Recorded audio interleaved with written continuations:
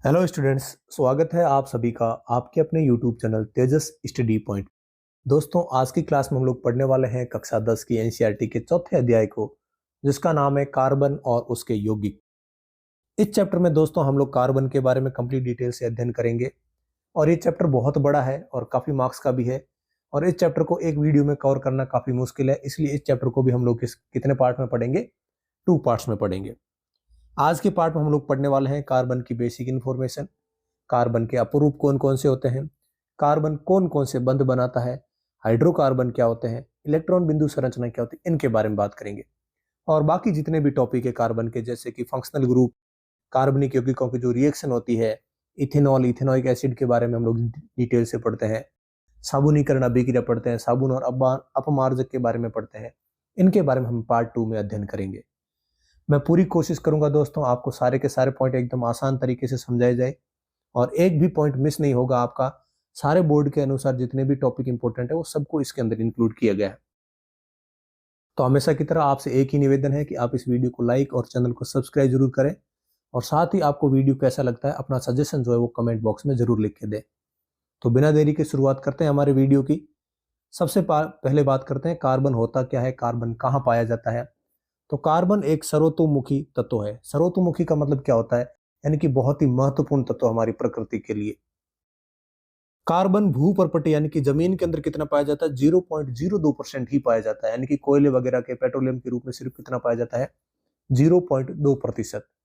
और हमारी वायुमंडल में कार्बन डाइऑक्साइड के रूप में कितना पाया जाता है? 0.03% उपस्थित है। इतना कम मात्रा में होते हुए भी बहुत सी वस्तुएं, जितने भी हम हमारे प्रकृति के अंदर वस्तुएं देखते हैं, ज्यादातर चीजें किसकी बनी होती है? कार्बन की बनी होती है।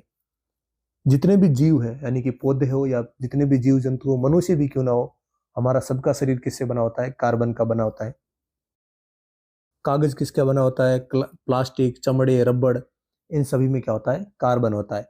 इसलिए हम लोग जो है नाइट्रोजन को इतना अलग से नहीं पढ़ते कि अलग से एक नाइट्रोजन का चैप्टर पढ़ लिया। हमारे वायुमंडल में 78% नाइट्रोजन होती है, लेकिन फिर भी हम नाइट्रोजन के बारे में ना पढ़ के कार्बन के बारे में पढ़ते हैं जो 0.02% है, क्योंकि कार्बन हर जगह पाया जाता है। इसलिए कार्बन को हम लोग जो है वो अलग से पढ़ते हैं। कार्बन धातु की बात करें तो आपको आवर्त सारणी में 1 से लेकर 20 तक तत्वों को याद रखना बहुत ही जरूरी है दोस्तों। और जिसमें आप लोग ये याद रखते हैं तो hydrogen, helium, lithium, beryllium, boron और फिर आता हमारा कार्बन। कौन से नंबर पे? 1, 2, 3, 4, 5 और छठे नंबर पे आता है कार्बन। और जब छठे नंबर पे आता है तो इसका इलेक्ट्रॉनिक विन्यास कैसे करेंगे? यानी कि जो पहला कक्ष होगा उसके अंदर कितना आएगा? 2 इलेक्ट्रॉन आते हैं हमेशा। और बाकी जो है कितने? टोटल 6 इलेक्ट्रॉन होंगे। 6 इलेक्ट्रॉन होंगे तो 2 इस पहले कक्ष में आएंगे और बाकी कितने हैं? 1, 2, 3, 4 जो है बाहर वाले कोष में आएंगे। तो कार्बन एक अधातु है जिसका प्रतीक चिन्ह जो होता है वो सी होता है। कार्बन का परमाणु क्रमांक 6 होता है और इसका इलेक्ट्रॉनिक विन्यास क्या होता है? 2 और 4। यानी कि पहली कोष में 2 इलेक्ट्रॉन आते हैं और उसके अगले कोष के अंदर 1, 2 और 3 और 4 इलेक्ट्रॉन आते हैं। टोटल कितने इलेक्ट्रॉन होते हैं? 6 इलेक्ट्रॉन होते हैं। इसकी संयोजकता कितनी है? 4 है। अब संयोजकता के बारे में हमने क्लास 9th में भी चर्चा की है, क्लास 10th में भी हमने पढ़ा है, फिर भी मैं आपको एक बार वापस बता दूं कि जो सबसे बाह्यतम कोष होता है उसके अंदर जितने इलेक्ट्रॉन उपस्थित होते हैं उसको उसकी क्या बोली जाती है? संयोजकता बोली जाती है। या फिर संयोजकता की परिभाषा मैंने एक और बताई थी आपको कि अपना अष्टक पूरा करने के लिए किसी तत्व को जितने इलेक्ट्रॉनों की आवश्यकता होती है या फिर वो जितने इलेक्ट्रॉन त्याग सकता है, दोनों में से जो आसान होगा वही उसकी क्या होती है? संयोजकता होती है। तो कार्बन के बाह्यतम कोष में कितने इलेक्ट्रॉन है? 4 है। और इसका अपना संयोजकता कोष पूरा करने के लिए इसको कितने चाहिए? 1, 2, 3 और 4 होता ही क्या होगा? 8 का अष्टक पूरा हो जाएगा, यानी कि इसको 4 और चाहिए, यानी कि इसकी संयोजकता कितनी होगी? 4 संयोजकता होगी। प्राकृतिक रूप से इसके 3 समस्थानिक पाए जाते हैं। कौन कौन से? तो ये कार्बन के समस्थानिक जरूर याद रखें। एक तो C12 होता है, इधर सॉरी C12, C13 होता है और C14 होता है। इन तीनों समस्थानिकों के नाम याद रखें। और कार्बन 14 का प्रयोग जो है वो जीवाश्मों की उम्र निकालने में या उम्र का पता करने में, जैसे हमें कोई जीवाश्म मिला, जैसे कोई डायनासोर का हमें कोई अंग मिला या फिर डायनासोर को कोई जीवाश्म मिला तो हमें पता करना ये कितने साल पुराना है, तो हम कार्बन डेटिंग यानी कि कार्बन 14 समस्थानिक का प्रयोग करते हैं। सारी बातें दोस्तों बेसिक से सारी एकदम अच्छे से समझाने का प्रयास करूंगा। आप वीडियो के अंत तक जरूर बने रहें। अगला हमारा टॉपिक आता है कार्बन के अपर रूप क्या होते हैं। What is the allotropes of carbon. तो कार्बन के 3 एलोट्रॉप होते हैं, हीरा, ग्रेफाइट और फुलरीन। फुलरीन हमारे लिए ज्यादा इंपॉर्टेंट है नहीं, बस उसकी थोड़ी सी संरचना याद रखें। और फुलरीन की खोज किसने की थी, तो एक वैज्ञानिक थे जिनका नाम था बकमिस्टर फुलरीन, उन्होंने खोज की थी, इतना ही ध्यान रखें। हीरा और ग्रेफाइट हमारे लिए बहुत ही महत्वपूर्ण है। अपरूप किसको कहेंगे, क्या कार्बन के अपरूप होते हैं, कई सारे धातुओं के अधातुओं के अपरूप हो सकते हैं, लेकिन अपरूप कहते हैं किसको है, ऐसे पदार्थ जिनके रासायनिक गुण तो समान होते हैं लेकिन भौतिक गुण अलग अलग होते हैं। रासायनिक गुण समान और भौतिक गुण अलग अलग कैसे, भौतिक गुण यानी कि उनकी अवस्था अलग अलग हो सकती है, कोई ठोस होगा, कोई द्रव होगा, कोई गैस होगा, उनका गलनांक और क्वथनांक अलग अलग हो सकता है, कुछ भी अलग अलग हो सकता है, लेकिन रासायनिक गुण समान हो यानी कि वो एक ही पदार्थ से बने हो, ऐसा को हम क्या कहेंगे, ऐसी वस्तुओं को हम लोग अपर रूप कहते हैं। यानी कि ऐसे पदार्थ जिनके रासायनिक गुण एक जैसे और भौतिक गुण अलग अलग हो, ऐसे पदार्थों को हम लोग क्या कहते हैं, अपर रूप कहते हैं। हीरे और कार्बन में, हीरे और ग्रेफाइट ये अपर रूप कैसे हैं, क्योंकि ये सब किसके बने होते हैं, कार्बन के बने होते हैं। हीरे में कार्बन का जो प्रत्येक परमाणु वो 4 अन्य परमाणुओं के साथ आबंधित होता है। यानी कि हीरे की कार्बन की जो संयोजकता होती है, हमने आपको बताया है कि वैलेंसी उसकी 4 होती है, क्योंकि कार्बन के बाह्यतम कोश के अंदर कितने इलेक्ट्रॉन होते हैं, 4। तो हीरे के अंदर क्या होता है, ये एक कार्बन जो 4 कार्बन के साथ जुड़ा होता है, फिर अगला कार्बन भी कितने कार्बन के साथ जुड़ा होता है, 4 कार्बन के साथ जुड़ा होता है, फिर अगला भी किससे जुड़ा होता है, 4 कार्बन के साथ। ऐसा बनता है, 3D शेप बनती है। ये 3D शेप किसकी बनती है, हीरे की। लेकिन ग्रेफाइट में ऐसा नहीं होता, ग्रेफाइट में थोड़ा अलग होता है। ग्रेफाइट में कार्बन के प्रत्येक परमाणु का आबंधन कार्बन के 3 अन्य परमाणुओं के साथ होता है। यानी कि जो एक कार्बन है वो 3 और अन्य परमाणुओं के साथ ही जुड़ा होता है, चारों के साथ नहीं जुड़ा होता है, यानी कि सी और सी। फिर ये भी कितनों से जुड़ा रहेगा, ये भी सिर्फ जो है वो 3 के साथ जुड़ा रहेगा, ये भी फिर कितने से जुड़ा रहेगा, ये 3 से जुड़ा रहेगा। यानी कि ग्रेफाइट के अंदर प्रत्येक कार्बन परमाणु अन्य कार्बन परमाणुओं के साथ 3 कार्बन परमाणुओं के साथ जुड़ा रहता है, लेकिन हीरे के अंदर प्रत्येक कार्बन परमाणु अन्य 4 कार्बन परमाणुओं के साथ जुड़ा हुआ रहता है। तो ये थोड़ा सा ध्यान रखेंगे। फिर एक बेसिक सा क्वेश्चन जो हमारा बनता है, हीरे और ग्रेफाइट में कोई 5 अंतर बताओ, 4 अंतर बताओ। आप अंतर ये बताएंगे कि हीरे और कार्बन दोनों ही क्या है, ग्रेफाइट और कार्बन, सॉरी, हीरा और ग्रेफाइट जो है दोनों ही कार्बन के अपर रूप है। हीरा जो है दोनों की संरचना थोड़ी अलग है, लेकिन दोनों ही कार्बन के ही रूप है। हीरा विद्युत और ऊष्मा का कुचालक होता है, यानी कि विद्युत और ऊष्मा का चालन नहीं करता, लेकिन ग्रेफाइट विद्युत और ऊष्मा का क्या होता है, सुचालक होता है। ग्रेफाइट हमारी पेंसिल के लीड में पाया जाता है, और हमने कई बार पढ़ा है कि जो ग्रेफाइट ही एकमात्र ऐसी अधातु है जो विद्युत की सुचालक होती है, बाकी कोई भी अधातु विद्युत की सुचालक नहीं होती। हीरा चमकदार होता है, जो हम सबने देखा है, कई बार नगीनों में इसको यूज करते हैं। कभी कभी इसमें कुछ अशुद्धियां भी होती है, इसलिए एक अलग अलग कलर का दिखता है, कभी नीला, लाल, हरा भी हो सकता है। लेकिन ग्रेफाइट जो है हमेशा कैसा होगा, वो भूरे और काले रंग का ही होगा। ये ग्रेफाइट है और ये हीरा है दोस्तों। प्रकृति में मौजूद सबसे कठोर पदार्थ कौन है, वो हीरा है। और ग्रेफाइट कैसा होता है, मुलायम होता है। मुलायम यानी कि वो उसको आराम से, अगर आप उसके ऊपर बल लगाओगे या हथौड़े से पीटोगे तो वो बिखर जाएगा। आप पेंसिल साफ करते हो तो हमेशा आपको पता है उसका जो लीड है वो कभी भी टूट जाती है, यानी कि वो किसकी बनी होती है, ग्रेफाइट की। अब हमारा जो सबसे महत्वपूर्ण क्वेश्चन बनता है कि क्या कारण है कि कार्बन को सर्वतोमुखी कहा जाता है। सर्वतोमुखी प्रकृति होने के कार्बन के प्रमाण हमें कहां से मिलते हैं, ऐसे कौन कौन से गुणों से मिलते हैं। तो सहसंयोजी बंध प्रकृति के कारण कार्बन में बड़ी संख्या में यौगिक बनाने की क्षमता है। इसके 2 कारण है। सहसंयोजी बंध की प्रकृति क्या होता है, सहसंयोजी बंध के बारे में हम जस्ट अगली स्लाइड में पढ़ेंगे। यानी कि अभी हम लोग ये पढ़ते हैं कि कार्बन को सर्वतोमुखी तत्व क्यों कहते हैं। इसके 2 मुख्य कारण है। पहला है श्रृंखलन और दूसरा है चतुसंयोजकता, यानी कि कैटेनेशन और टेट्रावैलेंट। अभी श्रृंखलन क्या होता है, श्रृंखला क्या होता है। साधारण नाम देखे श्रृंखला तो आप लोग ये समझेंगे, यानी कि कोई सीरीज बना दो लंबी सी, तो यही है। साधारण नाम से हमारी परिभाषा बनती है कि कार्बन में कार्बन के अन्य परमाणुओं के साथ आबंध यानी कि बंध बनाने की अद्वितीय क्षमता होती है, यानी कि बहुत ही तगड़ी क्षमता होती है, जिससे बड़ी संख्या में अणु बनते हैं। और इस गुण को क्या बोलते हैं, श्रृंखलन कहते हैं। यानी कि कार्बन जो है, जैसे ये कार्बन है, ये बहुत सारे कार्बन के साथ जुड़ जाता है, तो एक प्रकार की श्रृंखला बना लेता है। इसी को हम लोग क्या कहते हैं, श्रृंखलन गुण कहते हैं। और दूसरा होता है चतुसंयोजकता, कि कार्बन के बाह्यतम कोश में 4 इलेक्ट्रॉन होते हैं, यानी कि कार्बन की वैलेंसी जो होती है वो कितनी होती है, 4 होती है। यानी कि कार्बन अन्य कितने परमाणुओं के साथ बंध बनाता है, 4 परमाणुओं के साथ। यानी कि एक कार्बन जो है वो 4 परमाणुओं के साथ ऐसे जुड़ा रहता है। तो आप लोग ऐसे ध्यान रख सकते हो कि कार्बन की 4 संयोजकता होना भी कार्बन के लिए बहुत ही महत्वपूर्ण है। तो कार्बन की संयोजकता 4 है, इसलिए 4 अन्य कार्बन परमाणुओं अथवा किन्हीं एकल संयोजित तत्व यानी कि आप ये कह सकते हो हाइड्रोजन, तो हाइड्रोजन के साथ जुड़ा हुआ रहता है। तो एकल संयोजित तत्वों के परमाणुओं के साथ बंध बनाने में सक्षम है, जिसके कारण कार्बन यौगिकों की बहुत ही ज्यादा संख्या है। ब्रीफ में या सार में आप लोग ये पूरा पॉइंट समझे। तो क्या कारण है कि कार्बन को सर्वतोमुखी तत्व कहा जाता है, तो इसके 2 कारण है। पहला है श्रृंखलन और दूसरा है चतुस्संयोजकता, यानी कि 4 संयोजकता होना। श्रृंखलन किसको कहेंगे कि कार्बन जो है अन्य कार्बन परमाणुओं के साथ बहुत ही लंबी श्रृंखला बना देता है, बहुत ही लंबे अणु बना देता है, इसलिए हम इसका गुण कहते हैं श्रृंखलन। और यह श्रृंखलन के कारण जो है कार्बन की सर्वतोमुखी प्रकृति है। और दूसरा होता है चतुस्संयोजकता, यानी कि कार्बन जो है वो अन्य 4 कार्बन परमाणु या अन्य 4 एकल संयोजित तत्वों के साथ जो है आबंध यानी कि बंध बना सकता है, इसलिए इसको हम लोग क्या कहते हैं, सर्वतोमुखी तत्व कहते हैं, क्योंकि इसकी बहुत ज्यादा संख्या पाई जाती है। अब हमने 2-3 बार ये शब्द पढ़ा है कि सहसंयोजी बंध, सहसंयोजी बंध। ये सहसंयोजी बंध क्या होता है? 2 प्रकार के आबंध होते हैं जब कोई भी यौगिक बनता है, तो या तो वो बंध होता है सहसंयोजी बंध, दूसरा होता है आयनिक बंध। आयनिक बंध के बारे में आपको थोड़ा रिवीजन करवा दूं, हमने तीसरे चैप्टर में पढ़ा था। जैसे हमने NaCl पढ़ा था, नमक। नमक में क्या होता है कि सोडियम होता है, उसके बाह्यतम कोश में 1 इलेक्ट्रॉन होता है, और क्लोरीन के बाह्यतम कोश में कितने होते हैं, 7 होते हैं। तो क्लोरीन को 1 इलेक्ट्रॉन कौन देता है, सोडियम देता है। तो सोडियम का बाह्यतम कोश भी पूरी तरीके से खाली यानी कि पूरा भरा हुआ रहता है, और क्लोरीन का भी बाह्यतम कोश क्या होता है, पूरा भर जाता है। तो जब इलेक्ट्रॉन को देने से, इलेक्ट्रॉन के आदान प्रदान करने से जो यौगिक बनते हैं, ऐसे यौगिक को हम क्या कहते हैं, आयनिक यौगिक कहते हैं।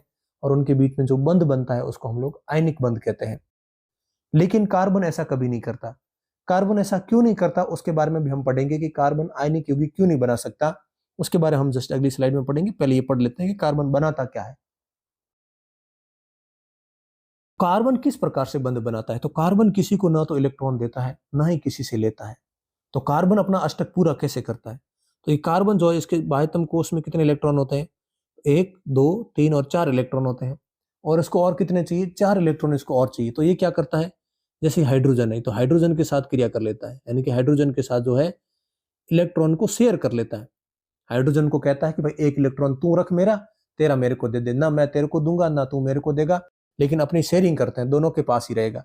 इस प्रकार से शेयर कर लेता है, शेयर कर लेता है। तो ये कितने हो गए, 2, 4, 6 और 2, 8। कार्बन के भी बाह्यतम कोश में 8 इलेक्ट्रॉन हो जाते हैं, और हाइड्रोजन के बाह्यतम कोश में भी कितने होते हैं, 2 इलेक्ट्रॉन हो जाते हैं। तो दोनों ही सेटिस्फाई हो जाते हैं। ऐसा जो यौगिक बनता है, ऐसे यौगिक को हम लोग सहसंयोजक यौगिक कहते हैं। और ऐसे जो बंध बनता है उसको हम लोग सहसंयोजक बंध कहते हैं। थोड़ा जरूर मुश्किल लगे तो आप हमारे वीडियो में बने रहें, या धीरे धीरे सारी बातें जो है एक एक करके हम लोग जो है सारी बातें आपको समझाएंगे। पहले बात करें सहसंयोजी आबंध कैसे हैं।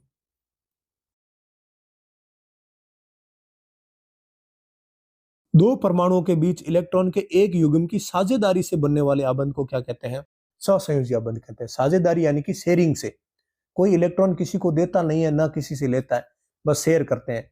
कार्बन है तो हाइड्रोजन के साथ शेयर करेगा, कि हाइड्रोजन को कहेगा कि तू मेरे वाला काउंट कर ले, और हाइड्रोजन कहेगा कि कार्बन को कि तू मेरे वाला साथ में काउंट कर ले। तो वो होती है एक दूसरे की शेयरिंग, यानी कि साझेदारी। यानी कि 2 इलेक्ट्रॉन युग्मों की साझेदारी से जो बंध बनता है, ऐसे बंध को हम क्या कहेंगे, सहसंयोजी बंध कहते हैं। तो कार्बन हमेशा कौन सा बंध बनाता है, सहसंयोजी बंध बनाता है। इंग्लिश में इसको हम लोग कहते हैं कोवेलेंट बॉन्ड बनाता है।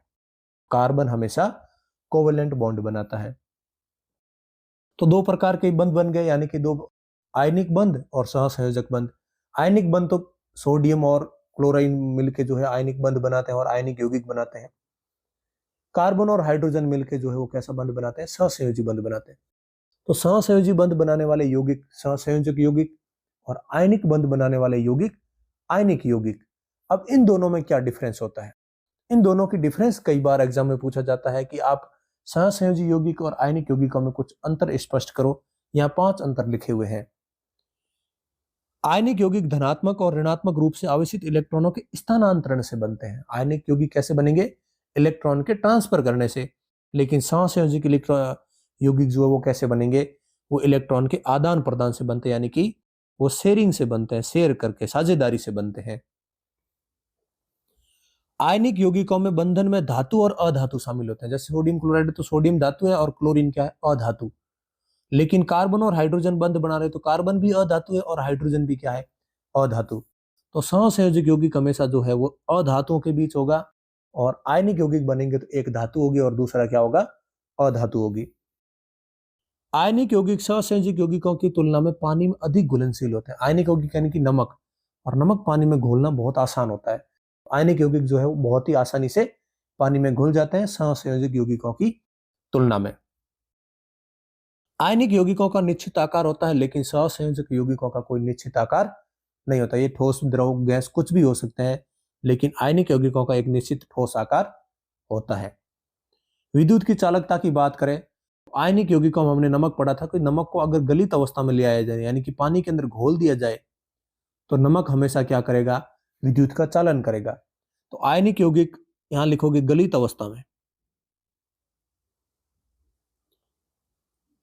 आयनिक यौगिक गलित अवस्था में विद्युत के सुचालक होते हैं, लेकिन सहसंयोजक यौगिक जो है कभी भी विद्युत के सुचालक नहीं होंगे, ये हमेशा विद्युत के कुचालक होते हैं।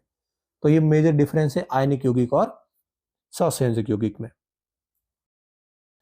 अब जो मैं कारण बताना चाह रहा था वो अभी बताऊंगा कि क्या कारण है कि कार्बन जो है आयनिक यौगिक बनाता ही नहीं है, आयनिक बंध नहीं बनाता। किसी को न कार्बन अपने इलेक्ट्रॉन देता है, न ही कार्बन इलेक्ट्रॉन किसी से लेता है, ये सिर्फ शेयर करता है। और ऐसा क्यों होता है, पहले इसमें आप ये समझो कि कार्बन की ये शुरुआत में तो क्या है, पहले कोष के अंदर 2 इलेक्ट्रॉन होते हैं, और सबसे बाहरी कोष में कितने होते हैं, 4 इलेक्ट्रॉन होते हैं।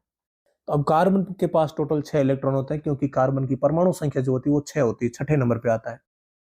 तो 6 कार्बन में परमाणु इलेक्ट्रॉन होता है, तो अंदर जो है प्रोटॉन भी कितने होंगे, 6, क्योंकि प्रोटॉन और इलेक्ट्रॉन की संख्या जो हमेशा क्या होती है, समान होती है। अब बात करें कार्बन के पास क्या क्या ऑप्शन है। कार्बन के पास 2 ऑप्शन है। इसको अष्टक पूरा करना है तो क्या करे, या तो इन चारों को क्या करे, त्याग कर दे। चारों को अगर त्याग कर देगा तो अंदर वाला जो है अष्टक पूरा हो जाएगा। या फिर इसके पास एक और दूसरा ऑप्शन है कि ये 4 कहीं से और से ले आए, किसी से ले ले इलेक्ट्रॉन, यानी कि ये 4 इलेक्ट्रॉन जो वो किसी और ले ले, तो भी इसके बाह्यतम कोष में जो है 8 इलेक्ट्रॉन हो जाएगी, तो उसका अष्टक क्या हो जाएगा, पूरा हो जाएगा। लेकिन ये दोनों ही कार्बन नहीं कर पाता। इसका कारण ये पूरी इस थ्योरी में लिखा हुआ है, और ये क्वेश्चन बहुत ही इंपॉर्टेंट बनता है, तो आप ध्यान से सुने। क्या कारण है कि कार्बन आयनिक यौगिक नहीं बनाता, सहसंयोजक यौगिक बनाता है। तो ये कारण ये है कि कार्बन की परमाणु संख्या 6 है, इलेक्ट्रॉनिक विन्यास K2L4, यानी कि K जो पहला वाला कक्ष होता है उसको K बोलते हैं, उसके अंदर 2 इलेक्ट्रॉन होते हैं, और बाहर वाले कक्ष के अंदर 4 इलेक्ट्रॉन होते हैं। अर्थात कार्बन के अंदर 4 इलेक्ट्रॉन वैलेंस होते हैं, यानी कि संयोजक होते हैं। इसलिए कार्बन अपने अष्टक को पूरा करने के लिए या तो 4 इलेक्ट्रॉन प्राप्त कर सकता है, या इलेक्ट्रॉन 4 त्याग कर सकता है। लेकिन ये दोनों ही संभव नहीं है। क्यों नहीं है, क्योंकि 4 इलेक्ट्रॉन को छोड़ने के लिए बहुत ही अधिक ऊर्जा की आवश्यकता होती है। 1 इलेक्ट्रॉन त्यागना, 2 इलेक्ट्रॉन त्यागना इतना ज्यादा मुश्किल नहीं होता, लेकिन 3 और 4 इलेक्ट्रॉन को बाहर निकालना बहुत ज्यादा ऊर्जा देनी पड़ती। इतनी ऊर्जा हम नहीं दे सकते, इलेक्ट्रॉन जो है कार्बन के बाहर नहीं निकाल सकते। तो वो 4 और ले सकता है। 4 और क्यों नहीं ले सकता, 4 इलेक्ट्रॉन ग्रहण करने की क्षमता 6 प्रोटॉन में नहीं होती, क्योंकि कार्बन के अंदर प्रोटॉन तो 6 ही होंगे, और 6 प्रोटॉन जो है वो और कार्बन परमाणु 4 और आ जाएंगे। देखो देखो, इसके पास 6 तो पहले से ही है, ये अपना अष्टक पूरा करने के लिए 4 और ले आए, तो टोटल इलेक्ट्रॉन कितने हो जाएंगे, इलेक्ट्रॉन 10 हो जाएंगे, और प्रोटॉन कितने रहेंगे, 6 ही रहेंगे। तो 6 प्रोटॉन 10 इलेक्ट्रॉन को कभी भी हैंडल नहीं कर पाएगा। इसलिए कार्बन ना तो 4 इलेक्ट्रॉन ले सकता है, न ही 4 इलेक्ट्रॉन का त्याग कर सकता है। इसलिए कार्बन सहसंयोजक यौगिक बनाता है।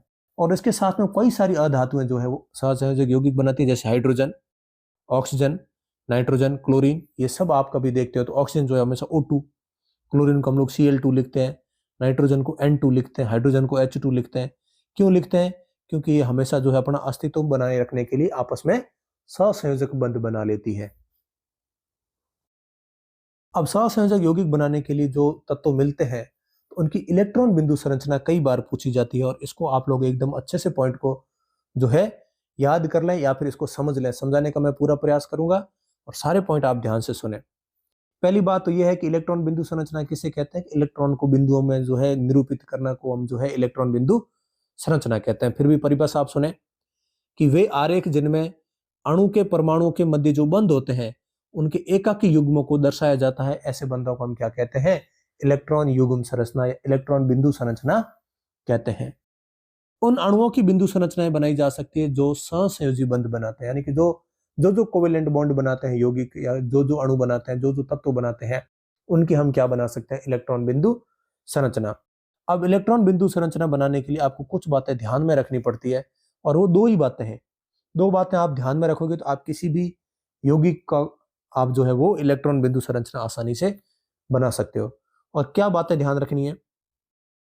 तो पहले तो ये देखना है कि उसके बाह्यतम कोष में कितने इलेक्ट्रॉन है, बाह्यतम कोष में कितने इलेक्ट्रॉन है। और दूसरी बात जो आपको ध्यान रखनी है कि कितने इलेक्ट्रॉन है, और अपना अष्टक पूरा करने के लिए, यानी कि सबसे बाह्यतम कोष में पहले कोष में 2 इलेक्ट्रॉन होने चाहिए और बाकी वाला सब में 8-8 होने चाहिए। यानी कि अपना अष्टक पूरा करने के लिए किस तत्व को कितने इलेक्ट्रॉन की आवश्यकता है या कितने त्याग सकता है। तो आवश्यकता या त्याग को आप देखें, यानी कि कितने, आवश्यकता ही समझो आप कि उसको जो अपना अष्टक पूरा करने के लिए कितने इलेक्ट्रॉन की आवश्यकता है। ये आप दो बातें ध्यान रखोगे। तो सबसे पहला हमारा कार्बन डाइऑक्साइड का बना रखा है। पहले मैं आपको यहाँ बना के समझा देता हूँ, फिर ये बना बनाया आप इसको आसानी से समझ पाओगे। तो ये कार्बन है। कार्बन के बाह्यतम कोष में कितने होते हैं? 4 इलेक्ट्रॉन होते हैं।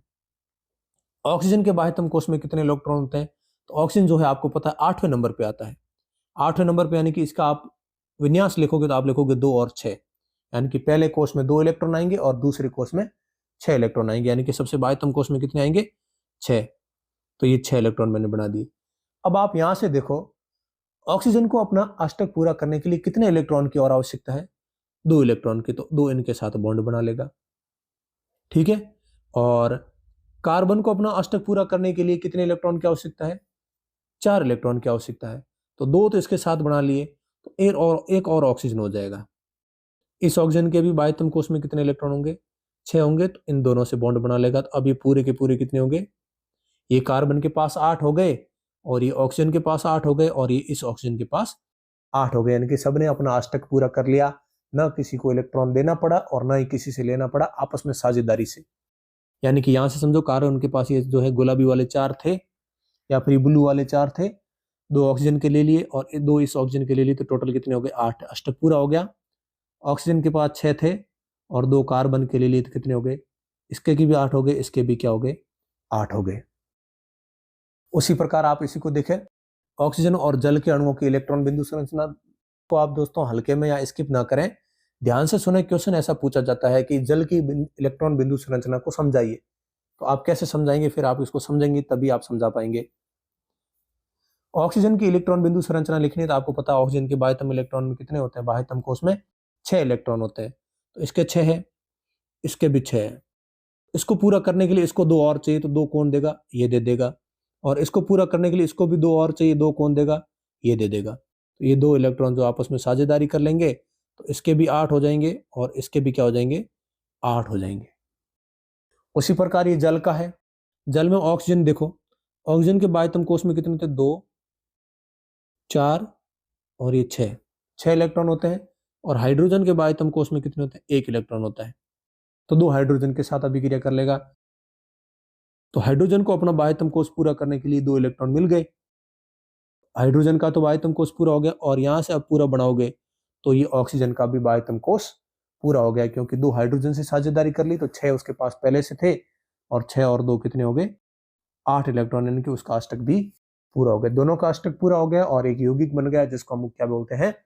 हम जल बोलते हैं। फिर उसी प्रकार नाइट्रोजन की इलेक्ट्रॉन बिंदु संरचना है, क्योंकि नाइट्रोजन आपको पता है 7वें नंबर पे आता है। इलेक्ट्रॉनिक विन्यास लिखोगे तो आप 2 और 5 लिखोगे, क्योंकि पहले कोष के अंदर 2 इलेक्ट्रॉन आते हैं और बाहर के कोष में 5 आते हैं। 5 कैसे लिखोगे? तो ये नाइट्रोजन के 1, 2, 3, 4 और 5, दूसरे नाइट्रोजन के 1, 2, 3, 4 और 5। अब ये 5 वाले को कितने और इलेक्ट्रॉन चाहिए? 3 और चाहिए, तो 3 इससे ले लेगा, ये साझेदारी होगी, इसके 8 हो गए। और ये 3 इसके ले लेगा, तो इसके भी 8 हो गए। तो इसी प्रकार जो है क्या बनते हैं? सभी प्रकार के यौगिक सहसंयोजक यौगिक बनते हैं, सहसंयोजी बंध बनाकर। ये NH3 यानी कि अमोनिया की संरचना लिखी हुई, आप इसको भी देख सकते हैं कि 3 हाइड्रोजन के साथ अभिक्रिया करें, क्योंकि नाइट्रोजन में तो 3, नाइट्रोजन के तो आपको पता ही है। इस प्रकार से बाह्यतम कोश में 5 इलेक्ट्रॉन होता है, 3 ही और चाहिए, और 3 की साझेदारी किसके साथ कर लेता है? हाइड्रोजन के साथ। तो हाइड्रोजन के पास एक एक होता है, ये तीनों के साथ साझेदारी कर लेगा तो ये 8 हो जाएंगे, और इसके पास कितने हो जाएंगे? इनके पास 2-2 इलेक्ट्रॉन है, इनका भी अष्टक पूरा हो जाएगा। तो आई होप कि आपको इलेक्ट्रॉन बिंदु संरचना वाला छोटा सा पॉइंट आपको समझ में आया होगा। अब बात करते हैं कार्बन के यौगिकों के बारे में, और सबसे इंपॉर्टेंट पॉइंट हमारे यहीं से शुरू होते हैं। कार्बन के यौगिकों को कहते क्या है? कार्बनिक यौगिक ऐसे जो भी यौगिक जो कार्बन से बने हैं, जिसके अंदर एक भी कार्बन आ गया, उन सभी को हम क्या बोलते हैं? ऑर्गेनिक कंपाउंड बोलते हैं, या फिर कार्बनिक यौगिक बोलते हैं। कार्बनिक यौगिकों में भी अगर कोई भी यौगिक सिर्फ कार्बन और हाइड्रोजन इन दोनों से ही बना है, तीसरा कोई, ना कोई ऑक्सीजन आया है, ना कोई नाइट्रोजन, ना कोई क्लोरीन, कुछ भी नहीं आया, सिर्फ कार्बन और हाइड्रोजन से ही बना है कोई यौगिक, उस यौगिक को हम लोग क्या कहेंगे? हाइड्रोकार्बन कहते हैं। तो हाइड्रोकार्बन, कार्बन और हाइड्रोजन से बनने वाले यौगिकों को क्या कहते हैं? हाइड्रोकार्बन। कार्बन और हाइड्रोजन से बनने वाले यौगिक दो प्रकार के होते हैं। कौन कौन से? एक तो संतृप्त हाइड्रोकार्बन होता है, और एक असंतृप्त हाइड्रोकार्बन होता है। यानी कि संतृप्त यौगिक होते हैं, और दूसरे कैसे होते हैं? असंतृप्त हाइड्रोकार्बन होते हैं। संतृप्त और असंतृप्त आपने क्लास 9 के अंदर पढ़ा था, विलयन के अंदर। थोड़ा सा मैं आपको बात याद दिला देता हूँ विलयन वाली। संतृप्त विलयन किसको कहते हैं? यानी कि आप पानी के अंदर आप नमक घोल रहे हो, और नमक आपने इतना घोल दिया कि अब आप नमक और नहीं घोल सकते। अगर आपने उसके बाद नमक थोड़ा सा भी और डाल दिया तो वो नमक उसके अंदर घुलेगा ही नहीं, पड़ा रहेगा। ऐसे विलयन को आप क्या कहोगे? संतृप्त कहोगे। और किसी आपने जो आधा लीटर पानी लिया, और उसमें अंदर आपने एक ही चम्मच आपने जो है वो नमक डाला, तो आप थोड़ा नमक और डालोगे ना, तो भी वो नमक घुल जाएगा। ऐसा जिसके अंदर और नमक घोला जा सकता है, ऐसे विलयन को क्या बोलते हैं? असंतृप्त बोलते हैं। सेम टू सेम कॉन्सेप्ट जो है हमारे हाइड्रोकार्बन में भी यूज होता है। यानी कि ऐसे हाइड्रोकार्बन जिसके अंदर हम लोग और हाइड्रोजन ऐड कर सकते हैं, ऐसे हाइड्रोकार्बन को हम लोग असंतृप्त हाइड्रोकार्बन कहते हैं, क्योंकि वो अभी तक पूरे नहीं हुए। जो पूरा हो गया वो तो संतृप्त है, वो तो सैचुरेटेड है। जो अभी तक पूरा नहीं हुआ, जिसके अंदर और भी कुछ आने की संभावना है, और भी हाइड्रोजन ऐड करने की पॉसिबिलिटी होती है, उसको हम लोग असंतृप्त हाइड्रोकार्बन कहते हैं। और जिसके अंदर और हाइड्रोजन ऐड करने की संभावना होती नहीं है बिल्कुल, यानी कि सारे के सारे कार्बन के अंदर, कार्बन की जो वैलेंसी होती है 4, वो सब जो है हाइड्रोजन से बुक होती है पूरी। तो ऐसे हम जो यौगिक को क्या कहेंगे? संतृप्त यौगिक कहेंगे। परिभाषाओं से आप समझ लें पहले। कार्बन और परमाणुओं के बीच केवल एक आबंध से जुड़े कार्बन के यौगिक संतृप्त यौगिक कहलाते हैं, और 2 और 3 आबंध से जुड़ने वाले कार्बनिक यौगिकों को हम क्या कहते हैं? असंतृप्त यौगिक कहते हैं। ये कैसे? ये आप यहां से समझो। एक ही उदाहरण समझाऊंगा मैं आप लोगों को। ये कार्बन और कार्बन आपस में जुड़े हुए हैं। कार्बन की वैलेंसी हमेशा 4 होती है। 4 होती है तो आप यहाँ पे 4 यानी 3 और चाहिए, यानी कि एक तो ये जोड़ दिया, एक इलेक्ट्रॉन कोई है इसके पास, 3 और हो तभी तो इसकी 4 होगी। तो बाकी 3 के साथ ही कौन जुड़ जाएगा? हाइड्रोजन जुड़ जाएगा। इसमें भी बाकी 3 में कौन जुड़ जाएगा? हाइड्रोजन। तो कार्बन की जो है कितनी वैलेंसी हो गई? 4 पूरी हो गई। अब आप मेरी बात सुने। क्या इसके अंदर कोई पॉसिबिलिटी लगती है कि आप कोई बंध वगैरह कुछ भी तोड़ ताड़ के इसके अंदर और हाइड्रोजन ऐड कर दो? नहीं कर सकते। क्यों नहीं कर सकते? क्योंकि इनकी पूरा जो अष्टक क्या हो गया? पूरा हो गया। और ना ही कोई एक्स्ट्रा बॉन्ड है जिसको तोड़ के आप हाइड्रोजन ले आओ, तो नहीं तोड़ सकते। तो ये क्या होता है? ये संतृप्त हाइड्रोकार्बन होता है, जिसको हम लोग क्या बोलते हैं? एल्केन बोलते हैं। असंतृप्त हाइड्रोकार्बन में दूसरा आता है एल्कीन, जिसके अंदर क्या होता है? कार्बन और कार्बन के बीच में कितने बॉन्ड होते हैं? 2 कार्बन के बॉन्ड हो जाते हैं। अब 2 कार्बन के बॉन्ड हो जाए तो ये 2 इलेक्ट्रॉन और है तो 2 हाइड्रोजन जुड़ जाते हैं। नहीं, 2 हाइड्रोजन जुड़ गए। इसके भी 2 जो है, इसने कार्बन के साथ इलेक्ट्रॉन साझे कर दिए, तो 2 और करने हैं, 2 हाइड्रोजन के साथ कर लेगा। यहां आप सुनो, अगर ये एक्स्ट्रा बॉन्ड आ गया, एक्स्ट्रा बॉन्ड को अगर आप हटा दोगे तो 2 इलेक्ट्रॉन फ्री हो गए, तो 2 इलेक्ट्रॉन की जगह कौन आ जाएगा? हाइड्रोजन आ जाएगा। यानी कि इसके अंदर पॉसिबिलिटी है कि आप हाइड्रोजन ला सकते हो। तो जिसके अंदर पॉसिबिलिटी है उसको हम क्या कहेंगे? असंतृप्त हाइड्रोकार्बन कहेंगे। तो ये कहता कैसा है? अनसैचुरेटेड है। और फिर तीसरा होता है और अनसैचुरेटेड, जिसके अंदर कार्बन और कार्बन के बीच में कितने बंध होते हैं? 3 बंध होते हैं। 3 बंध होते हैं तो ये तो 3 इलेक्ट्रॉन साझा कर लिए। साझा करने के लिए उसके पास सिर्फ 4 इलेक्ट्रॉन होते हैं, तो 1 इलेक्ट्रॉन रहेगा तो 1 हाइड्रोजन के साथ कर लेगा। अब इसके भी 2 बॉन्ड तोड़ के आप हाइड्रोजन प्राप्त कर सकते हो। 2 बॉन्ड हटाओ, दो बॉन्ड हटाने की जो भी प्रक्रिया, आप उस प्रक्रिया को फॉलो करके दो बॉन्ड हटाओ और उस दो बॉन्ड को हटा के क्या कर दो, उनको आप हाइड्रोजन लगा दो। यानी कि हाइड्रोजन लगाने की संभावना इसके अंदर है, और जिसके अंदर हाइड्रोजन लगाने की संभावना वो क्या होते हैं, अनसैचुरेटेड हाइड्रोकार्बन होते हैं। अनसैचुरेटेड हाइड्रोकार्बन और सैचुरेटेड हाइड्रोकार्बन दो प्रकार के होते हैं, जिनके अंदर कार्बन परमाणुओं के बीच में सिर्फ एक ही बंध होता है, एक सिंगल बॉन्ड होता है। उस हाइड्रोकार्बन को हम लोग संतृप्त हाइड्रोकार्बन बोलते हैं। जिनके बीच में दो या तीन बंध होते हैं उनको हम लोग क्या बोलते हैं, असंतृप्त हाइड्रोकार्बन बोलते हैं। बेसिक नाम भी आप ध्यान रखें, संतृप्त हाइड्रोकार्बन को हम कहते हैं एल्केन, असंतृप्त हाइड्रोकार्बन को हम लोग क्या कहते हैं, जब डबल बॉन्ड वाला है उसको हम लोग एल्कीन कहते हैं, और जो ट्रिपल बॉन्ड वाला है उसको क्या बोलते हैं, एल्काइन बोलते हैं।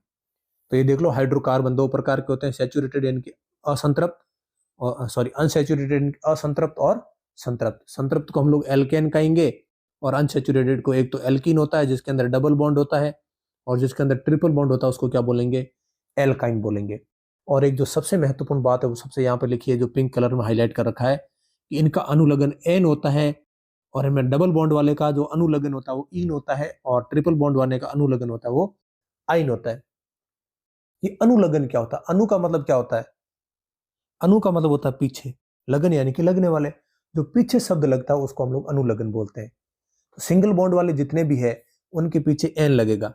जैसे आपने पढ़ा होगा मीथेन, यानी कि ये मीथेन जिसमें कोई भी डबल बॉन्ड नहीं होगा। इथेन, क्योंकि पीछे क्या लगेगा, एन। Propane, butane, pentane, hexane, heptane, ऐसे।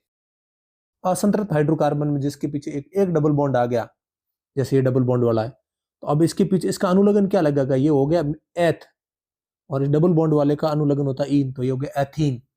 फिर होगा प्रोपीन, फिर होगा ब्यूटीन, पेंटीन, हेक्सीन।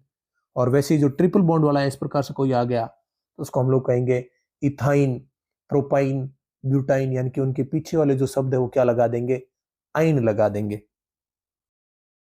अब यहाँ पे मैं कुछ आपको स्ट्रक्चर समझाऊंगा, इसको मैंने पूरा ब्लैंक रखा है, और मैं ये कोशिश करूंगा आपको यहाँ पे अच्छे से अच्छे समझाया जाए।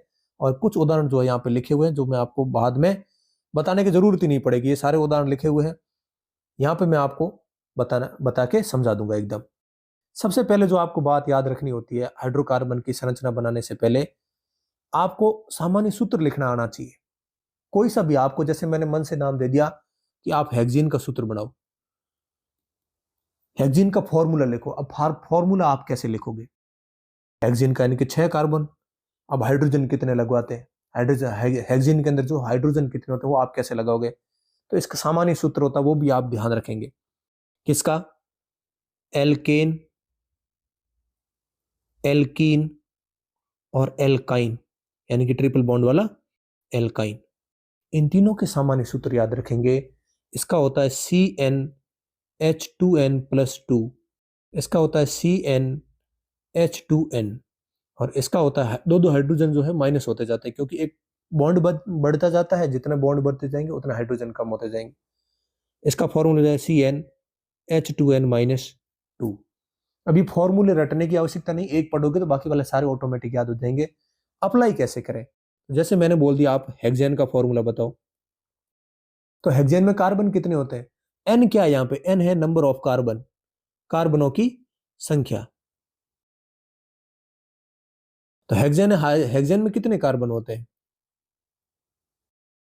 हेक्सेन में तो कार्बन 6 होते हैं, तो C6 हो जाएगा। HN, एन की जगह क्या हो जाएगा, H2n, तो 2, और एन की जगह 6 आएगा और +2। ये होता है एल्केन का सूत्र, हेक्सेन है तो ये एल्केन है, एल्केन का सूत्र ये होता है CnH2n+2। अब इसको करोगे तो C6, 6 2 12 और 2 14, तो H14, ये हमारे हेक्सेन का फॉर्मूला आ जाएगा। आपको इसी प्रकार मैंने बोल दिया ब्यूटीन, ब्यूटीन का फॉर्मूला बताओ। तो जो इन वाले होते हैं उनका सिंपल फॉर्मूला ये होता है CnH2n, ना कोई प्लस में 2 होता है ना माइनस में 2 होता है, इसको सिंपल। तो ब्यूटेन में आपको पता है ये हेक्सेन में 6 कार्बन होते हैं, ब्यूटेन में 4 कार्बन होते हैं, ये कैसे करेंगे, तो ये आप एक काउंटिंग याद रखेंगे, मैथ। कार्बन जब एक होता है उसको मैथ बोलते हैं, 2 होते हैं उसको एथ बोलते हैं, 3 होते हैं उसको प्रोप बोलते हैं, 4 होते हैं उसको ब्यूट बोलते हैं, 5 को पेंट बोलते हैं, 6 को हेक्स बोलते हैं, 7 को जो है हेप्ट बोलते हैं, 8 को ऑक्ट बोलते हैं, 9 को नॉन बोलते हैं, 10 को डेक बोलते हैं, ऐसे आप याद रखोगे। तो ब्यूटेन कभी भी आए तो ब्यूट का मतलब 4 कार्बन, तो कार्बन कितने आएंगे 4। एन की जगह 4 लिखा है तो दूसरे एन की जगह भी हम क्या लिखेंगे 4। तो C4 4 2 जा क्या हो जाएगा 8 हो जाएगा, यानी कि C4H8। ये किसका फॉर्मूला हो जाएगा, ये ब्यूटीन का होगा। वैसे ही मैंने आपको बोल दिया हेप्टीन का फॉर्मूला बताओ, हेप्टाइन का। अभी तो ट्रिपल बॉन्ड वाला है, अब आपको इसको बना के हाइड्रोजन और कार्बन काउंट करने की जरूरत है ही नहीं। हेप्ट का मतलब होता है 7, यानी कि C7। और पहले तो इसका बेसिक फॉर्मूला लिखो, यानी कि CnH2n-2। और अब CnH2n-2 लिख दिया, तो आप बताओ हेप्ट के अंदर कितने कार्बन होते हैं, तो 7 होते हैं। तो एक C7H2n की जगह यहाँ पे भी 7 लिख दिया, यहाँ -2 लिख दिया। तो C7 7 दूनी 14, 14 में से 2 गए 12, H12। ये किसका फॉर्मूला हो गया, हेप्टाइन का हो गया। ऐसे करके आप किसी का भी सामान्य सूत्र बता सकते हो। कभी भी आपको पूछ ले पेंटाइन का बताओ, पेंटीन का बताओ, या फिर ब्यूटीन का बताओ, प्रोपाइन का बताओ, तो आप इसी प्रकार के इन 3 फॉर्मूलों का यूज करके किसी का भी फॉर्मूला बता सकते हैं।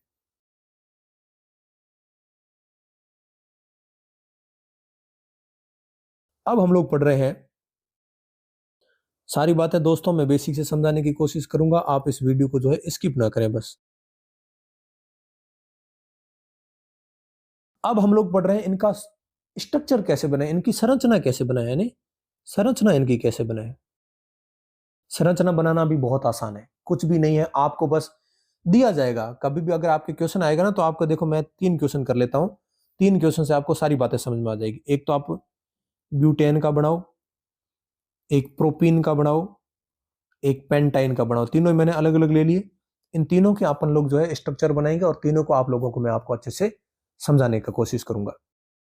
सबसे पहले तो इनको जो है स्ट्रक्चर बनाने के लिए भी आपको कुछ बातें ध्यान रखनी पड़ती है, और वो बातें क्या क्या है। पहले तो आपको पता होना चाहिए नंबर ऑफ कार्बन, कितने कार्बन लेने हैं, यानी कि जितने कार्बन है वो कार्बनों की संख्या आपको एकदम अच्छे से याद है। मैथ यानी कि 1, एथ यानी कि 2, प्रोप यानी कि 3, ब्यूट यानी कि 4, पेंट यानी कि 5, हेक्स यानी कि 6, हेप्ट यानी कि 7। ऐसे पहले तो आपको ये पता करना है कि नंबर ऑफ कार्बन कितने लोगे आप। फिर आप उसमें देखोगे आपको जो दिया है यौगिक, उसका सफिक्स क्या है, यानी कि उसका अनुलग्न क्या है, पीछे क्या लगा है, एन लगा है, इन लगा है, या आइन लगा है। एन लगा है तो अब तो हम जो है सारे के सारे सिंगल बॉन्ड रखेंगे। इन लगा है, एक में हम डबल बॉन्ड लगा देंगे। आइन लगा है तो हम एक में जो क्या लगा देंगे, ट्रिपल बॉन्ड लगा देंगे। और तीसरी बात आपको ध्यान रखनी है, वो कार्बन की हमेशा वैलेंसी पूरी 4 करनी, यानी कि 4 परमाणु जो है पूरा का पूरा अष्टक पूरा करना है। ये बात ध्यान रखना, आप हाइड्रोजन नहीं लगाते हो कार्बन की वैलेंसी पूरी करने के लिए, वो भी बहुत जरूरी है। तो ये तीनों फॉर्मूले जो है, तीनों जो बातें मैंने बताई है, फर्स्ट, सेकंड और थर्ड, ये 3 बातें अगर आपने ध्यान रख ली, तो आपको किसी प्रकार का कोई भी हाइड्रोकार्बन दे दिया जाए तो आप उसमें फंसोगे नहीं, आप आसानी से उसका स्ट्रक्चर बना सकते हो। तो पहले देखते हैं ब्यूटेन का कैसे बनाएंगे। तो सबसे पहले नंबर ऑफ कार्बन कितने लेंगे, 4, क्योंकि ब्यूटेन कितना था, 1 2 3 और 4 पे ब्यूट आता है। तो 1 2 3 और 4 हमने कार्बन ले लिए। फिर हम करेंगे सफिक्स क्या है, सफिक्स एन है, तो एक भी डबल बॉन्ड नहीं लगाएंगे। फिर वैलेंसी पूरी कर देंगे। इस कार्बन का एक परमाणु तो आ रखा है, पीछे कितने रह गए, 3, तो 3 क्या लगा देंगे, हाइड्रोजन। इस कार्बन का 1 और 2 तो कार्बन से जुड़े हुए, तो पीछे कितने रह गए, 2, तो 2 हाइड्रोजन से जुड़ जाएंगे। ये भी कार्बन 2 कार्बन से जुड़ा हुआ, तो 2 किससे जुड़ जाएगा, 2 हाइड्रोजन से जुड़ा हुआ। 4 बार जोड़ना जरूरी है। ये कार्बन सिर्फ एक ही कार्बन से जुड़ा हुआ है, इसकी 3 वैलेंसी खाली पड़ी थी, तीनों में क्या जोड़ देंगे, हाइड्रोजन जोड़ देंगे। तो ये हमारी आसान सी ब्यूटेन की संरचना हो गई, कोई भी ज्यादा मुश्किल काम नहीं है। प्रोपीन की बनानी है, सबसे पहला देखना प्रोप कितने पे आता है, 3 पे, तो कार्बन कितने लेंगे, 1 2 3। फिर हमें देखना है सफिक्स क्या है, इन यानी कि एक डबल बॉन्ड। डबल बॉन्ड हमेशा या तो शुरू में लगाओ या लास्ट में लगाओ। जब कोई संरचना ऐसे बड़ी हो जाती है तो उसमें आप बीच में नहीं लगाओगे, या तो शुरू में या लास्ट में। तो आपने यहाँ पे लास्ट में लगा दिया, मान ये डबल बॉन्ड लगा दिया, दूसरा अपनी भी जो है वो पूरी होगी शर्त। तीसरी शर्त है इसकी वैलेंसी 4 करो, तो इसकी 2 तो और रखी है, तो 2 क्या लगाओ, 2 हाइड्रोजन लगा दो, तो ये 4 हो गई। इसकी 1 2 और 3 के साथ ही जुड़ा हुआ है, एक ही रहा है, तो एक आप हाइड्रोजन जोड़ दिया। आप ऊपर भी लगा सकते हो, कोई दिक्कत नहीं है। और ये सिर्फ एक ही कार्बन से जुड़ा हो, 3 इसकी खाली पड़ी है, तो तीनों की जगह हम क्या जोड़ देंगे, हाइड्रोजन। ये प्रोपीन की संरचना होगी, बड़ी आसान। तीसरी हमारी संरचना पेंटाइन की। पेंट यानी कि 5 कार्बन, ये पेंट है ना, पेंट 5 कार्बन। तो 5 कार्बन की संरचना 1 2 3 4 और 5, 5 कार्बन यानी कि पेंटाइन। पेंट आइन है यानी कि अपना जो है वो सफिक्स क्या, आइन, आइन यानी कि ट्रिपल बॉन्ड, यानी कि ये ट्रिपल बॉन्ड बना दिया। अब हाइड्रोजन जोड़ दो, 3 के साथ ये पहले से ही जुड़ गया है, एक खाली रहा है, एक हाइड्रोजन जोड़ दिया। ये चारों के साथ जुड़ गए, देखो 1 2 3 और ये 4, चारों के साथ जुड़ गए, इसके साथ कोई हाइड्रोजन नहीं लगेगा। ये किसके साथ जुड़ा हुआ है, 1 और 2 कार्बन के साथ जुड़ा हुआ, तो 3 और 4 हम लोग हाइड्रोजन के साथ जोड़ देंगे। ये भी 2 कार्बन के साथ जुड़ा है, तो 3 और 4 इसमें भी हाइड्रोजन जोड़ देंगे। ये एक ही कार्बन के साथ जुड़ा है, तो हम 3 हाइड्रोजन लगा देंगे। ये संरचना किसकी होगी, पेंटाइन की होगी। बड़ी आसान सी संरचनाएं होती, कोई ज्यादा मुश्किल होती नहीं है। अब इथेन, इथीन और इथाइन के बारे में मैंने सारी बातें बता दी, आप इसको आराम से पढ़ सकते हो। इथेन यानी कि एक, ईथ का मतलब क्या होता है, 2 कार्बन, मैथ एथ, एथ का मतलब होता है 2 कार्बन, 2 कार्बन, ये 2 कार्बन।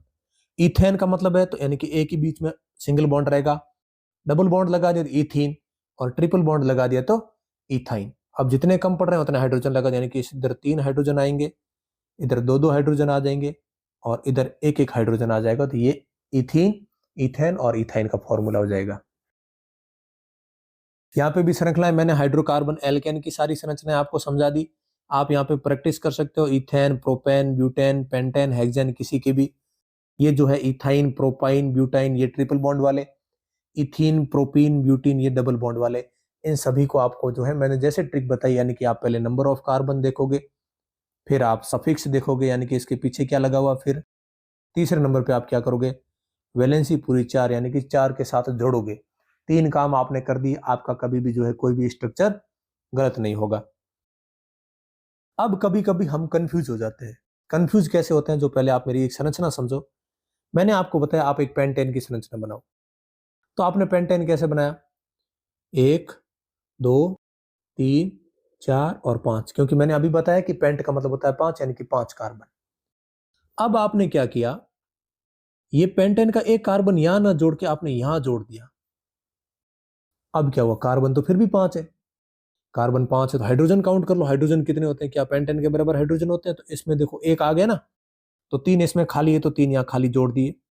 इसमें 2 आ गए तो 2 खाली, तो 2 हाइड्रोजन जोड़ दिए। 1 2 3 इसमें भरे हुए आ गए तो 1 खाली, तो 1 इसमें जोड़ दिया। इसमें 1 भरा हुआ तो 3 खाली, तो 3 हाइड्रोजन इसमें जोड़ दिए। इसमें जो है 1 भरा हुआ तो 1 2 3 इसमें हाइड्रोजन है, 3 हाइड्रोजन जोड़ दिए। अब देखो हाइड्रोजन कितने हुए, 3 3 6 3 9 और 10 11 और 12, यानी कि C5 यानी कार्बन 5 है और हाइड्रोजन कितने हैं, 12 है। अब देखो आपको मैंने बताया था कि आप अगर सिंपल संरचना बनाते तो उसका फॉर्मूला क्या था, CnH2n+2। यही तो होता है एल्केन का फॉर्मूला, जो आपने देखा आपको उसको याद कर लेना दोस्तों, बहुत बार इंपॉर्टेंट काम आता है। तो आपने यहाँ लिखा C5H25+2, यानी कि C5, 5 दूनी 10 और 2 कितने हो जाएंगे, 12, C5H12, तो यही सेम फॉर्मूला बन गया। यानी कि आप पेंटेन अगर ऐसे सीधा बनाते, ये पेंटेन ही है, आप अगर ऐसे सीधा बनाते तो भी फॉर्मूले कार्बन और हाइड्रोजन बराबर रहते, और आपने कार्बन को कहीं बीच में लगा दिया तो भी कार्बन और आपके हाइड्रोजन बराबर रह रहे। इनमें दोनों में फर्क क्या है, क्या अपन मन मर्जी से ऊपर नीचे कहीं पे भी कार्बन लगा सकते हैं, मन मर्जी से नहीं लगा सकते। इनको हम लोग बोलते हैं समावयवी, आइसोटोप बोलते हैं, जिनको आप 11th 12th में जाके बहुत अच्छे से डिटेल से अध्ययन करोगे। अभी मैं जो बात बता रहा था कि वे यौगिक जिनके आणविक सूत्र समान होते हैं, यानी कि ये भी C5H12 है और ये भी C5H12 है, तो जिनके आणविक सूत्र समान होते हैं परंतु जिनकी संरचना, इसकी संरचना अलग है और इसकी अलग है, इनको हम क्या कहेंगे, संरचनात्मक समावयवी कहेंगे। चलो ठीक है, संरचनात्मक समावयवी कह दिया, लेकिन नाम भी तो पता होना चाहिए हमें। ये तो हमें पता है ये पेंटेन है, इसको क्या कहेंगे। अब कार्बन हमने उठा के दूसरी जगह शिफ्ट कर दिया तो उस पेंटेन को कहेंगे, इसको हम लोग कहेंगे आइसोपेंटेन, आइसोब्यूटेन, आइसोपेंटेन, आइसोहेक्सेन, ऐसे कहेंगे। कहीं कभी भी आप संरचनात्मक समावयवी बना लेते हो, यानी कि श्रृंखला से हटा के कहीं कार्बन डाल देते हो, तो उसको हम लोग कहते हैं आइसो लगा देते हैं। फिर कई बार अपने दिमाग में ये आता है कि सर हम लोग कार्बन जो है प्रोपेन बना रहे हैं। अगर हमने प्रोपेन ऐसे बना दिया तो ये कार्बन, प्रोपेन में कितनी कार्बन होते हैं? 3 कार्बन होते हैं, 1 2 और 3, ये प्रोपेन होता है। अगर आपने कार्बन को ऐसे जोड़ दिया तो ये भी 3 कार्बन है और इन्हीं 3 कार्बन को आपने जोड़ दिया। लेकिन अब आपने ऐसे ना जोड़ के एक सर्कल बना दिया, और जब कभी भी आप एक बंद संरचना बना देते हो तो उसके आगे हम हमेशा क्या लगाते हैं? साइक्लो लगाते हैं, क्योंकि जब बंद संरचना बनती है उसको हम लोग चक्रीय संरचना बोलते हैं, और सक्रिय को जो है हम इंग्लिश में क्या बोलते हैं? साइक्लो बोलते हैं। यानी कि ये क्या होगा? ये हो गया साइक्लोप्रोपेन। तो ये हमारे ज्यादा डिटेल में हमारे काम आते भी नहीं है, आगे की क्लासों में काम आएंगे, फिर भी सुन लो, क्योंकि यहाँ पे 2 इमेज दे रखे हैं जो हमारी एनसीईआरटी में दे रखे हैं। ये किसका है? ये सिंपल सा आपको अगर ऐसा बना के दे दे तो ये किसकी संरचना है? ये हेक्सागन बना दिया जो, ये है साइक्लोहेक्सेन की। क्योंकि इसमें कितने कार्बन है? 1 2 3 4 5 और 6 कार्बन है, और चारों 6 कार्बन को बंद कर दिया तो वो होता है साइक्लोहेक्सेन। बंद कर दिया, तब यहाँ पे H2 कैसे लगा रखा है? H2 तो इसलिए लगा रखा है दोस्तों, ये कार्बन है, ये कार्बन 2 कार्बन से जुड़ा हुआ है, एक तो इससे जुड़ा हुआ है, एक इससे जुड़ा हुआ है, लेकिन 2 वैलेंसी अभी भी इसकी खाली है, तो आप इसके 2 वैलेंसी के लिए H2 लगा दो, इसकी 2 वैलेंसी के लिए H2 लगा दो, इसकी भी 2 वैलेंसी के लिए H2 लगा दो। तो आप इस प्रकार से H2 लगा के वैलेंसी पूरी कर सकते हो। ऐसी संरचना को हम लोग क्या बोलते हैं? चक्रीय संरचना बोलते हैं। तो कभी आपको बोलते हैं कि आइसोब्यूटेन की संरचना बनाओ, तो आइसोब्यूटेन की कैसे बनाओगे? आइसोब्यूटेन की तो ब्यूटेन यानी कि 4 कार्बन, तो ये आइसो लगा दिया तो ऐसे 4 कार्बन वाला ऐसे बना दो। आइसोपेंटेन की बनाओ तो ये, सॉरी आइसो नहीं, सॉरी साइक्लोपेंटेन, साइक्लोब्यूटेन, तो ये 5 कार्बन वाला ऐसे बना दो। पेंटागन 6 कार्बन वाला, हेक्सागन 4 कार्बन वाला जो है आप चतुर्भुज बना दो। इस प्रकार से आप जो है किसी प्रकार के जो है संरचनात्मक समावेवी बना सकते हो, लेकिन हमारे पूछे नहीं जाएंगे। सबसे ज्यादा जो आपको ध्यान रखना है ये और ये दोनों में फर्क, ये साइक्लोहेक्सेन है जिसमें 6 कार्बन परमाणु है और एक दूसरे से जुड़े हैं और बंद संरचना बनी है। इसमें भी 6 कार्बन है, 1 2 3 4 5 और 6 कार्बन है, सब एक दूसरे से जुड़े हुए हैं और ये भी बंद संरचना बनी, लेकिन दोनों में फर्क है। इसमें एक छोड़ के एक क्या लगा हुआ है? डबल बॉन्ड, लेकिन इसमें कोई भी डबल बॉन्ड नहीं है। जब एक छोड़ के एक डबल बॉन्ड बनाते हैं उसको हम लोग क्या बोलते हैं? बेंजीन बोलते हैं। और कई बार बोर्ड के एग्जाम में दोस्तों ये क्वेश्चन पूछा गया है कि बेंजीन के संरचनात्मक या संरचना सूत्र बनाओ, तो बेंजीन का संरचना सूत्र आपको इस प्रकार से आना ही चाहिए। तो बेंजीन और साइक्लोहेक्सेन में सिर्फ इतना ही फर्क होता है कि बेंजीन में एक एक छोड़ के जो है डबल बॉन्ड होता है, और साइक्लोहेक्सेन में किसी प्रकार का कोई भी डबल बॉन्ड नहीं होता। तो आज के लिए दोस्तों इतना ही पढ़ेंगे। मैं आशा करूंगा कि आपको जो मैंने जितनी भी बातें समझाई है एकदम आसान भाषा में, वो सारी बातें आपको समझ में आई होगी। आपको वीडियो भी पसंद आया होगा। वीडियो पसंद आया तो वीडियो को लाइक जरूर करें और अपने इस चैनल को जो है सब्सक्राइब जरूर करें, ताकि ऐसे वीडियो बनाने के लिए हमारा भी मोटिवेशन बना रहे। तो मिलते हैं दोस्तों पार्ट 2 में, तब तक के लिए जय हिंद, जय भारत।